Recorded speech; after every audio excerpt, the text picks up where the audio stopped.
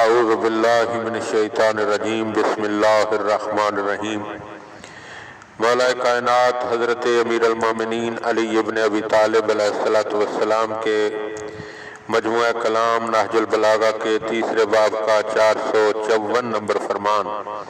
وقال علیہ السلام، آپ علیہ السلام نے ارشاد فرمایا، مال ابن آدم والفخرہ، فرزند آدم کو فخر و مباحات سے کیا تعلق؟ یعنی آدم کی اولاد کس بات پر فخر و مباحات کرتی ہے؟ کیفیت یہ ہے کہ اولہ نطفۃ، جبکہ اس کی ابتدا نطفہ ہے، وآخرہ جیفۃ، اور اس کی انتہا ایک مردہ ہے، مردار ہے۔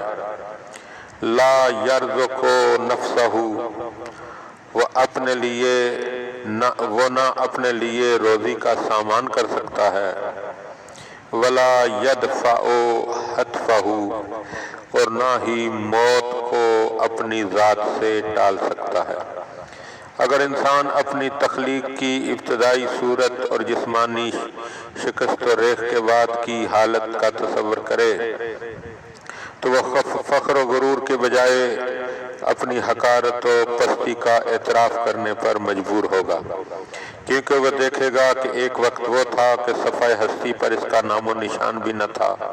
خداوند عالم نے نطفہ کے ایک حقیر قطرے سے اس کے وجود کی بنیاد رکھی، جو شکم مادر میں ایک لوتھڑے کی صورت میں رونما ہوا۔ وہ غلیظ خون سے پلتا اور نشو و نما پاتا رہا۔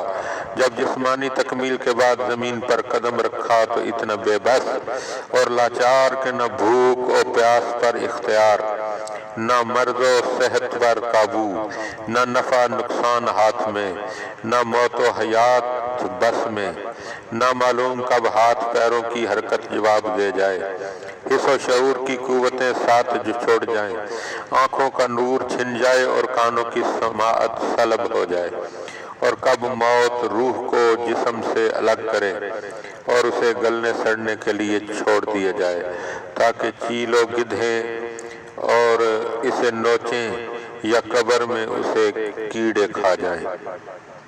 یعنی انسان ہر طرف سے بے بسی کا شکار ہے، تو اے انسان جب تو ہے ہی بے بس تو پھر فخر و مباحات کس بات پر کرتا ہے، کس بات پر اکڑتا ہے، کس بات پر تو جو ہے وہ اپنے آپ کو بڑا بناتا ہے؟